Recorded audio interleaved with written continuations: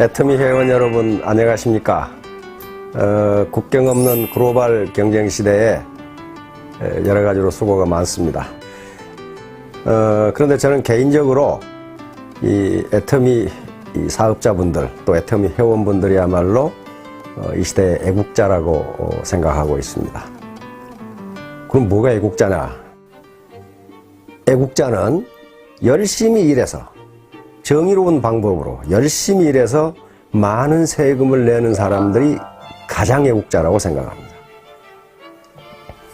만약에 우리가 성공해서 많은 세금을 내면은 국가는 그 세금을 가지고 국방을 하고 치안을 하고 행정을 하고 외교를 하고 등등 국가를 경영하는 데 필요한 모든 공무를 수행함과 아울러서 사회적 약자들에게 이전 소득을 또 제공해 줍니다. 그렇게 되니까 우리 사업자들이 스스로 성공해서 많은 돈을 벌어서 그리고 많은 세금을 국가에 낸다면 그보다 더 애국자가 없습니다. 그런데 우리 사업자들은 자신의 성공뿐만 아니라 파트너들의 성공까지 후원해 준다면 얼마나 큰 애국자입니까? 현재 우리나라에서 가장 지금 큰 골칫거리가 일자리 문제와 소득 분배 문제입니다. 그런데 이 일자리 문제와 소득 분배 문제는 선진국들도 골치를 앓고 있는 문제이고 어느 누구도 주장만 하지 그 대안이 무엇인가에 대해서는 전혀 어떤 대안을 제시하지 못하고 있습니다.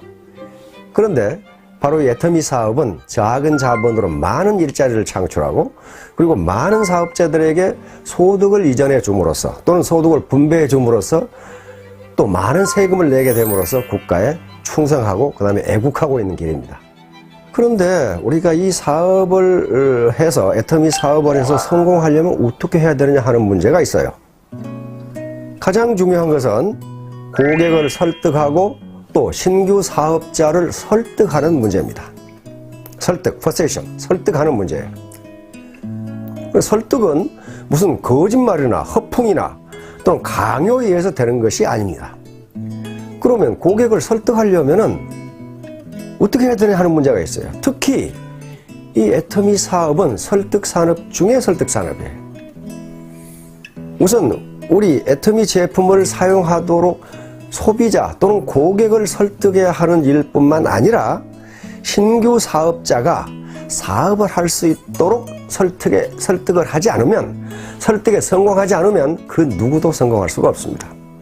그래서 설득이야말로 가장 중요한 사업 성공의 수단이라고 할 수가 있습니다.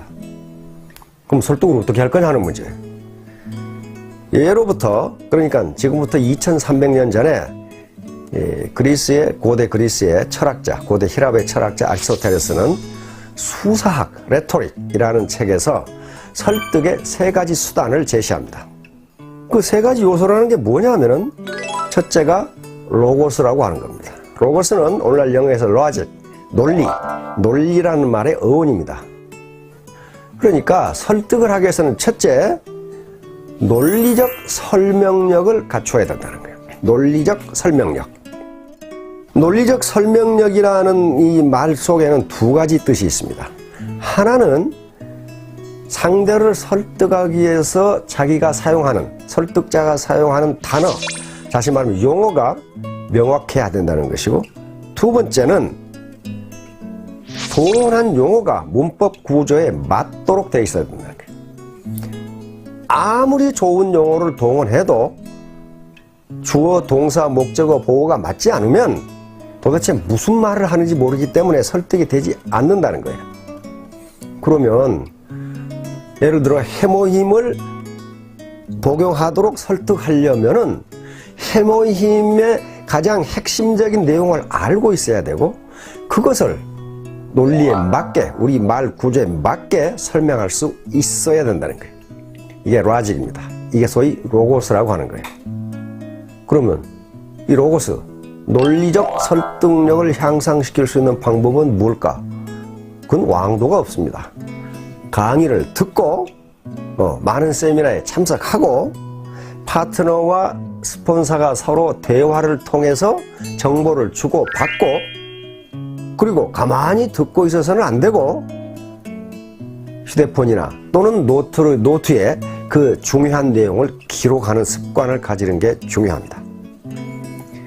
그런데 세 가지 요소 중에서 아리스토텔레스는 이 논리, 다시 말하면 로고스가 차지하는 비중이 10%라고 이야기합니다.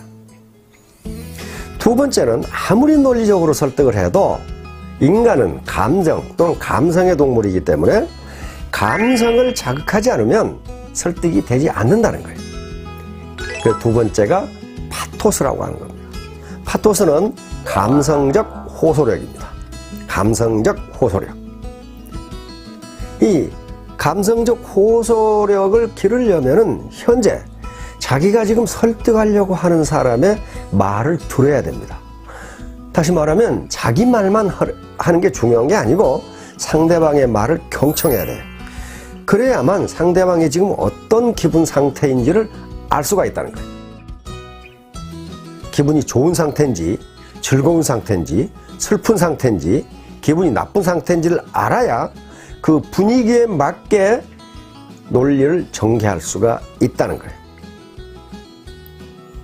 그래서 아리스토텔레스는 설득의 3요소 중에 로고스가 10% 그리고 파토스가 30%라고 했습니다. 그러니까 로고스보다 논리적으로 이야기하는 것, 설명하는 것보다 상대방의 감정을 이해해 주는 것이 또 상대방의 감정에 맞게 이야기하는 것이 3배의 효과가 있다는 얘기입니다. 30%.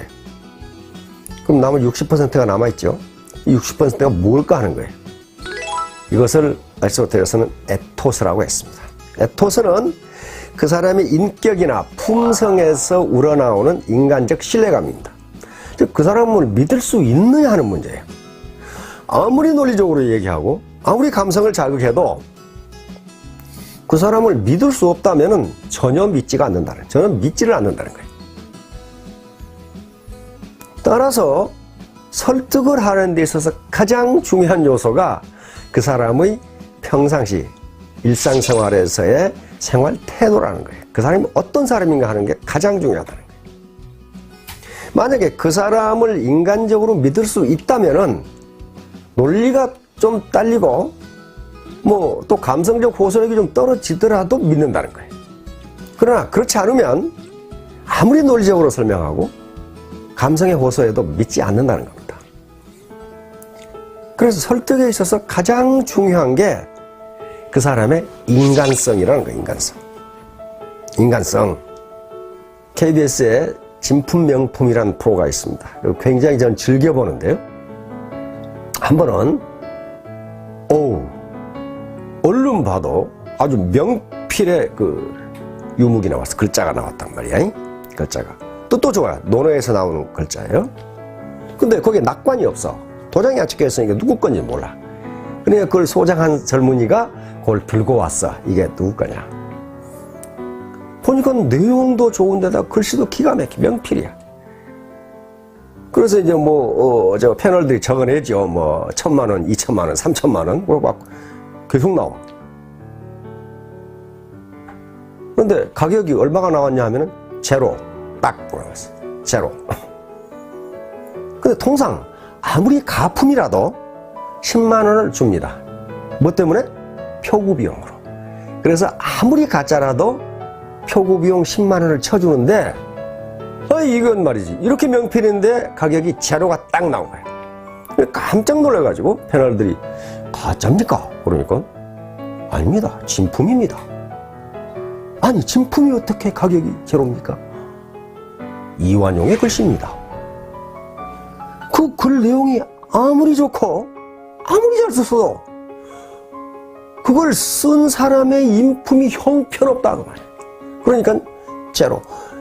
자판에 마이너스가 없어서 마이너스를 못 썼습니다.